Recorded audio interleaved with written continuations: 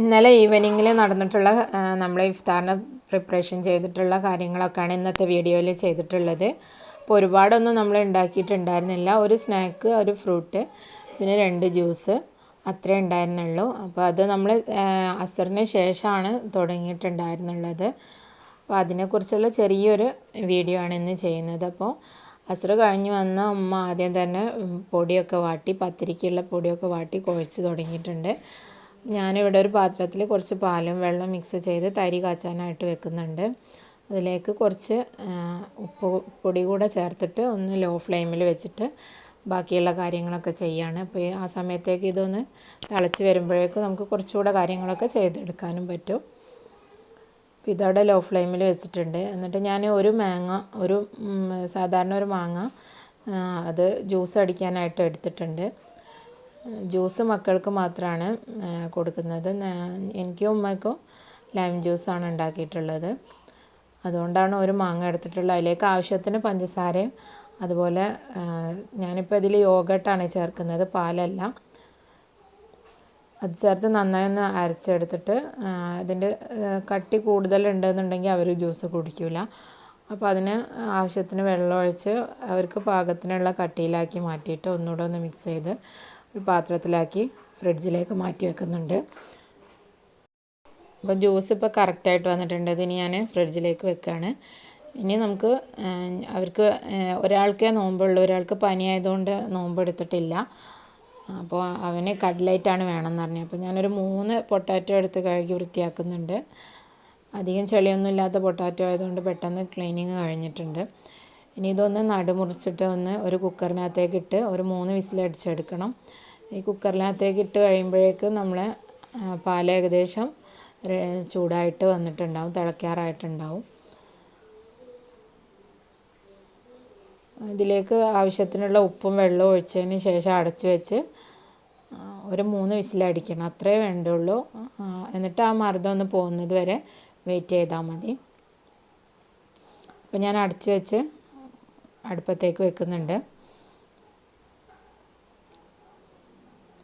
അപ്പോൾ നമ്മൾ നേരത്തെ വെച്ചിട്ടുള്ള പാല് ഏകദേശം തിളയ്ക്കാറായിട്ടുണ്ട്. ഞാനിപ്പോൾ അതിലേക്ക് പാകത്തിനുള്ള റവ ചേർത്ത് കൊടുക്കുകയാണ്. തരി കാച്ചുന്നതിൻ്റെ വീഡിയോ ഞാൻ ഓൾറെഡി അപ്ലോഡ് ചെയ്തതാണ് ഡീറ്റെയിൽ ആയിട്ട്. അതുകൊണ്ട് തന്നെ ഇതിൽ അളവുകളും കാര്യങ്ങളൊന്നും ഞാൻ പറയുന്നില്ല. അപ്പോൾ ഞാൻ ഒരുപാട് കട്ടിയുള്ള തരിയൊന്നുമല്ല ഇവിടെ വീട്ടിൽ കാച്ചാറ്, വളരെ ലൈറ്റായിട്ടുള്ളതാണ് ഉണ്ടാക്കാറ്. പിന്നെ അധികം മധുരവും ചേർക്കാറില്ല. ഉമ്മക്ക് ഷുഗർ ഉള്ളതുകൊണ്ട് എല്ലാത്തിലും മധുരം വളരെ കുറവ്.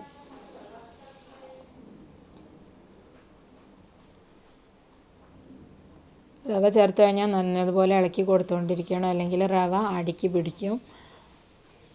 ഇപ്പോൾ ഞാൻ വറുത്തിട്ടുള്ള റവയാണ് ഉപയോഗിച്ചിട്ടുള്ളത്.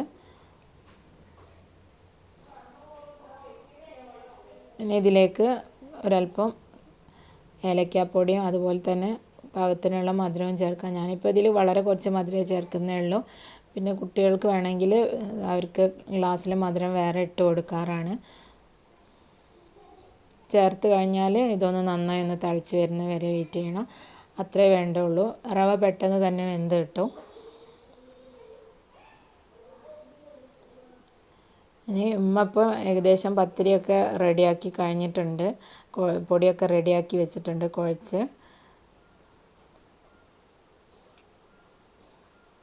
നമ്മൾ തരി അവിടുന്ന് മാറ്റിയിട്ടുണ്ട്. അടുപ്പത്തേക്ക് ഉമ്മ പത്തിരി ഒരു ഭാഗത്ത് പരത്തുന്നുണ്ട്, പ്രസ് വെച്ചിട്ടാണ് പരത്തുന്നത്. ആ സമയത്ത് തന്നെ ഇപ്പുറത്ത് വലിയ കല്ല് വെച്ചിട്ട് 5 വീതം ചുട്ടെടുക്കുന്നുണ്ട്. ഉമ്മ അത് ചുട്ട് കഴിയുമ്പോഴേക്കും നമുക്ക് ബാക്കിയുള്ള സംഗതികളൊക്കെ ചെയ്തെടുക്കാം. അപ്പോഴേക്ക് നമുക്ക് അടുപ്പ് ഫ്രീ ആയിട്ട് കിട്ടുകയുള്ളൂ. അപ്പോൾ ഞാൻ കട്ട്ലൈറ്റിലേക്കുള്ള ബാക്കിയുള്ളതൊക്കെ റെഡിയാക്കി എടുക്കുന്നുണ്ട്. ഇപ്പോൾ ഒരു സവാള, ഒരു പച്ചമുളക്, ഒരു ക്യാരറ്റാണ് എടുത്തിട്ടുള്ളത്. ചിക്കനും ബീഫും ഒന്നുമല്ല കട്ട്ലൈറ്റ് ഉണ്ടാക്കുന്നത്, വെജിറ്റബിളും അല്ല, എഗ്ഗ് വെച്ചിട്ടാണ് ചെയ്യുന്നത്. എഗ്ഗ് വെച്ചിട്ടായാലും അതിൽ ഒരു ക്യാരറ്റ് കൂടെ ഞാൻ ചേർക്കുന്നുണ്ട്. പൊതുവേ നമ്മൾ വെജിറ്റബിൾസ് ഒന്നും നോമ്പിന് പ്രത്യേകിച്ചും തീരെ കഴിക്കില്ല മക്കളൊന്നും. അപ്പോൾ ഇങ്ങനെ കട്ട്ലൈറ്റ് ഇഷ്ടമാണ്. അപ്പോൾ കട്ട്ലൈറ്റിൻ്റെ കൂടെ അങ്ങനെ മിക്സായിട്ട് അങ്ങ് പോകുമ്പോൾ അതറിയാതെ അങ്ങ് കഴിച്ചു പോകും. അപ്പോൾ ഒരു ക്യാരറ്റ് എടുത്തിട്ടേ ഉള്ളൂ. അതുപോലെ തന്നെ ഒരു സവാള ഒന്ന് ചെറുതായിട്ടൊന്ന് സ്ലൈസ് ചെയ്തെടുക്കാം. ക്യാരറ്റ് അതുപോലെ ഗ്രേറ്റ് ചെയ്തെടുക്കുകയാണ്. ഇനി നമുക്കിത് മുറിച്ച് ഗ്രേറ്റ് ചെയ്തൊക്കെ കഴിഞ്ഞതിന് ശേഷം പാത്രമൊക്കെ കഴുകി വെക്കുമ്പോഴേക്കും അമ്മൻ്റെ അടുപ്പത്തുള്ള പണിയൊക്കെ കഴിഞ്ഞിട്ടുണ്ടാവും. അപ്പോൾ നമ്മൾ നേരത്തെ വെച്ചിട്ടുള്ള ഉരുളക്കിഴങ്ങ് നന്നായിട്ട് വെന്ത് വന്നിട്ടുണ്ട്. അതൊന്ന് ഇനി തൊലി കളഞ്ഞെടുക്കുക. അതിൻ്റെ ആ മർദ്ദം പോയി കഴിഞ്ഞാൽ ഉടൻ തന്നെ നമ്മൾ അതിൻ്റെ തൊലി കളഞ്ഞെടുക്കണം. പിന്നീട് കുറേ സമയം ആ വെള്ളത്തിലിട്ട് വെക്കരുത്. അങ്ങനെ ഇട്ട് വെച്ച് കഴിഞ്ഞാൽ നോർമലി എന്താണ് സംഭവിക്കുകയെന്ന് വെച്ചാൽ നമ്മൾ ഉരുളക്കിഴങ്ങ് നമ്മൾ ഷേപ്പാക്കി എടുക്കുമല്ലോ കട്ട്ലേറ്റിൻ്റെ, ആ സമയത്ത് അങ്ങനെ വെള്ളം ഉള്ളതുപോലെ ഉണ്ടാവും. നമുക്ക് ആ കറക്റ്റ് ആ ഷേപ്പ് മെയിൻറ്റെയിൻ ചെയ്ത് കട്ട്ലേറ്റ് ഉണ്ടാക്കിയെടുക്കാൻ പ്രയാസമായിരിക്കും. കാരണം കുറേ സമയം പിന്നെ ആ വെള്ളത്തിലിട്ട് വെക്കുമ്പോൾ കിഴങ്ങ് നന്നായിട്ട് വെള്ളം കുടിക്കും. അപ്പോൾ അത് വളരെ ലൂസായിട്ടാണ് ഉണ്ടാവുക. ഇതിപ്പോൾ നല്ല ഹാർഡായിട്ട് തന്നെയാണ് ഉള്ളത്. 3 വിസിലാണ് ഞാൻ വെച്ചിട്ടുള്ളത്. മഞ്ഞത്തിട്ടുള്ള ഉപ്പ് മാത്രം ചേർത്ത് വേവിച്ചെടുത്തതാണ്. എന്നിട്ട് ഒരു തവിയോ അതല്ലെങ്കിൽ പൊട്ടാറ്റോ മാഷർ ഉണ്ടെങ്കിൽ അത് വെച്ചിട്ട് ഇതുപോലെ ഉടച്ചെടുക്കുക. ചെറിയ പീസൊക്കെ ഉടയാതെ ഉണ്ടെങ്കിലും പ്രശ്നമൊന്നുമില്ല, കട്ട്ലേറ്റിനാണ്. അപ്പോൾ അത് ഞാനിവിടെ ഉടച്ചെടുത്തിട്ടുണ്ട്. ഇനി നമുക്കിത് മാറ്റി വെക്കാം. ഉമ്മ പത്തിരി ചുട്ട് കഴിഞ്ഞിട്ടില്ല, അപ്പോൾ അതുകൊണ്ട് ഞങ്ങൾക്ക് കുടിക്കാൻ വേണ്ടിയിട്ട് കുറച്ച് ലൈം ജ്യൂസ് അടിക്കുന്നുണ്ട്. ലൈം ജ്യൂസിൻ്റെ വീഡിയോ ഞാൻ അപ്ലോഡ് ചെയ്തതാണ്. ഞാനിപ്പോൾ ഒരു ചെറുനാരങ്ങ അതുപോലെ ഒരു ചെറിയ പീസ് ഇഞ്ചിയും വെച്ചിട്ടുള്ളതാണ് ചെയ്യുന്നത്. ഇത് ഒരു 1.5 ലിറ്റർ വെള്ളത്തിലേക്ക് നമുക്ക് ചെയ്തെടുക്കാൻ പറ്റും. ഒരു ചെറുനാരങ്ങ, ഒരു വലിപ്പമുള്ള ചെറുനാരങ്ങ, ഒരു ചെറിയ പീസ് ഇഞ്ചി അതൊന്ന് ചതച്ച് ചേർത്ത് കൊടുക്കുന്നുണ്ട്. ആവശ്യത്തിന് പഞ്ചസാരയും ചേർത്ത് അടിച്ചെടുക്കുക. അതിന് ശേഷം എത്ര വെള്ളം വേണോ അത്രയും വെള്ളം അതിനകത്തേക്ക് ചേർത്ത് കൊടുക്കുക. ഇതിപ്പോൾ ഈ ഒരു അളവിൽ ചെയ്ത് കഴിഞ്ഞിട്ട് ഞാൻ 1.5 ലിറ്റർ വെള്ളത്തിലേക്ക് മാറ്റിയിട്ടുണ്ട്. എന്നിട്ട് അത് ഫ്രിഡ്ജിലേക്ക് മാറ്റി. ഇനി നമുക്ക് അടുപ്പ് ഇവിടെ ഫ്രീ ആയിട്ടുണ്ട്. ഞാനൊരു ചീനച്ചട്ടി വെച്ച് കുറച്ച് ഓയിൽ ഒഴിച്ച് അതിലേക്ക് നമ്മൾ അരിഞ്ഞ് വെച്ചിട്ടുള്ള വെജിറ്റബിൾസ് ഇട്ടൊന്ന് മൂപ്പിച്ചെടുക്കുകയാണ്. പെട്ടെന്നൊന്ന് വഴന്ന് വരാൻ വേണ്ടിയിട്ട് കുറച്ച് ഉപ്പ് ചേർത്ത് കൊടുത്താൽ മതി. നന്നായി ഒന്ന് വാടി വന്നതിന് ശേഷം അതിലേക്കുള്ള മസാലകളും കൂടെ ചേർത്തിട്ട് ഒന്ന് മൂപ്പിച്ചെടുക്കാം. കുറച്ച് ഉപ്പ് ചേർക്കുക. നമ്മൾ ഉരുളക്കിഴങ്ങിൽ ആവശ്യത്തിനുള്ള ഉപ്പ് ചേർത്തതാണ്. അപ്പോൾ ഈ വെജിറ്റബിൾസിലേക്കുള്ള ഉപ്പ് മാത്രമേ വേണ്ടതുള്ളൂ. ഇനി കുറച്ച് ഇഞ്ചി വെളുത്തുള്ളിയും കൂടെ ചതച്ചത് ചേർത്തിട്ടുണ്ട്. ഇതിൻ്റെ ഒന്നും കൃത്യമായിട്ടുള്ള അളവുകളൊന്നും ഞാൻ പറയുന്നില്ല, ജസ്റ്റ് എങ്ങനെ പ്രിപ്പയർ ചെയ്യുന്നതോ എന്നുള്ളത് മാത്രമേ നിങ്ങൾക്ക് കാണിക്കുന്നേ ഉള്ളൂ. അതിലേക്ക് കുറച്ച് മല്ലിപ്പൊടി, കുറച്ച് മഞ്ഞൾപ്പൊടി, ഒരൽപ്പം ഗരം മസാല, ഇത്രയും കൂടെ ചേർത്ത് ഒന്നുകൂടെ ഒന്ന് മിക്സ് ചെയ്തെടുക്കാം. മീഡിയം ഫ്ലെയിമിൽ വെച്ചിട്ട് ചെയ്താൽ മതി. എന്നിട്ട് ലോ ഫ്ലെയിമിലാക്കിയിട്ട് ഇതിലേക്ക് നമ്മൾ നേരത്തെ മാഷ് ചെയ്ത് വെച്ചിട്ടുള്ള പൊട്ടാറ്റോസ് ചേർത്ത് ഒന്ന് മിക്സ് ചെയ്ത് കൊടുക്കാം.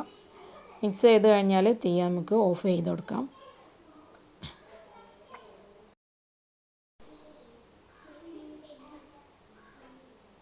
കട്ട്ലേറ്റിനേക്കുള്ള സ്റ്റഫ് തയ്യാറായിട്ടുണ്ട്. ഇനി നമ്മൾ ഇതിലേക്ക് ഒരു എഗ്ഗ് കൂടെ ചേർക്കുന്നുണ്ട്. അപ്പോൾ എഗ്ഗ് ഞാൻ നേരത്തെ പുഴുങ്ങി വെച്ചിട്ടുണ്ടായിരുന്നു. രാവിലെ ചെറിയ ആൾക്കാർക്ക് വേണ്ടിയിട്ട് പുഴുങ്ങിയെടുത്തതായിരുന്നു. അപ്പോൾ അവരതിൽ ഒരെണ്ണം കഴിക്കാതെ ബാക്കിയുണ്ടായിരുന്നു. അപ്പോൾ അത് ജസ്റ്റ് ഒരു ഫോർക്ക് വെച്ചിട്ട് ഇതുപോലെ ഒന്ന് ചെറുതായിട്ടൊന്ന് ക്രഷ് ചെയ്തെടുക്കാം. ചെറുതായി ഒന്ന് പൊടിച്ചു കൊടുക്കുക. ഇനി അതിനകത്തേക്ക് നമ്മൾ ഉണ്ടാക്കി വെച്ചിട്ടുള്ള കട്ട്ലേറ്റിൻ്റെ ആ മിക്സ് ചേർത്തിട്ട് കൈകൊണ്ട് തന്നെ ഒന്ന് മിക്സ് ചെയ്തെടുക്കുക. അത് ഞാൻ അജുമോനെ ഏൽപ്പിച്ചതാണ്. അവനത് അതിൻ്റെ അച്ച് വെച്ചിട്ട് ഉണ്ടാക്കി വെച്ചിട്ടുണ്ട്. ഇനി ഞാനത് എഗ്ഗ് മിക്സിൽ മുക്കിയിട്ട് അതുപോലെ തന്നെ റൊട്ടിപ്പൊടിയിൽ മുക്കിയെടുത്ത് വെക്കുന്നുണ്ട്. കട്ട്ലേറ്റിൻ്റെ അച്ച് വീട്ടിലുണ്ട്. ഞാൻ ഇതിന് മുൻപ് കട്ട്ലേറ്റിൻ്റെ വീഡിയോ ഇട്ടപ്പോൾ അതൊക്കെ കാണിച്ചിട്ടുണ്ടായിരുന്നു. മുഴുവനായിട്ടും ഉണ്ടാക്കിയിട്ടില്ല, പകുതിയേ ഉണ്ടാക്കിയിട്ടേ ഉള്ളൂ. ഒരു ചീനച്ചട്ടി വെച്ച് കുറച്ച് നെയ്യ് ഒഴിച്ചിട്ടുണ്ട്. നമ്മൾ നേരത്തെ ഉണ്ടാക്കിയിട്ടുള്ള തരിക്കഞ്ഞി നമ്മൾ വറുത്തിട്ടിട്ടുണ്ടായിരുന്നില്ല, അതിലേക്ക് ഉള്ള വറവ് ആദ്യം ഇട്ട് കൊടുത്തതാണ്. ഇനി അതേ ചീനച്ചട്ടിയിലേക്ക് തന്നെ ഓയിൽ വെച്ച് നമ്മൾ ഉണ്ടാക്കി വെച്ചിട്ടുള്ള കട്ട്ലേറ്റ് നമുക്ക് ഫ്രൈ ചെയ്തെടുക്കാം. 2 വശം ഒന്ന് ഗോൾഡൻ കളറായി വരുന്നത് വരെ ഫ്രൈ ചെയ്തെടുത്താൽ മതി.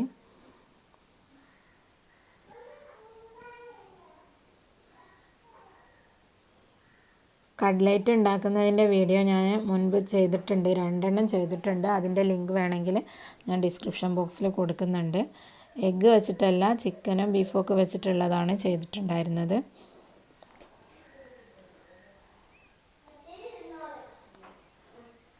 ഇനി ബാക്കിയുള്ളതും ഇതേപോലെ തന്നെ എണ്ണയിൽ ഫ്രൈ ചെയ്തെടുക്കാം. ഇനിയിപ്പോൾ അതൊക്കെ റെഡി ആയിട്ടുണ്ട്. ഇനി ഞാനൊരു സിട്രസ് ചെറിയ പീസായിട്ട് മുറിച്ച് വെക്കുന്നുണ്ട്. ഇന്ന് ഇത്രയേ ഉള്ളൂ ഫ്രൂട്ട്. പിന്നെ നോമ്പ് തുറക്കുന്ന സമയത്ത് ഇവർ രണ്ടുപേരും ഇവിടെ വീട്ടിലുണ്ടാവാറില്ല, പള്ളിയിലേക്ക് പോകാറുണ്ട്. ഞാനും ഉമ്മയും മാത്രമേ ഉണ്ടാവാറുള്ളൂ നോമ്പ് തുറക്കാനായിട്ട് ഇവിടെ വീട്ടിൽ. അപ്പോൾ തുറക്കാനുള്ള കാരക്ക തെരയാണ്. പൊതി കൊണ്ടുവന്ന് വെച്ചത് എവിടെയാണെന്നുള്ളത് ഒരു ഓർമ്മയില്ല. അവസാനം തിരഞ്ഞിട്ട് കിട്ടാതായപ്പോൾ വെള്ളം കൊണ്ട് തുറക്കാമെന്നുള്ള തീരുമാനത്തിലേക്ക് മാറ്റിയിട്ടുണ്ട്. എല്ലാ പാത്രവും നോക്കിയിട്ടുണ്ട്, ഏകദേശം വെച്ച സ്ഥലം ഓർമ്മയില്ല. തുറന്ന് കഴിഞ്ഞേരാണ് പിന്നെ അത് തിരഞ്ഞു പിടിച്ചത്.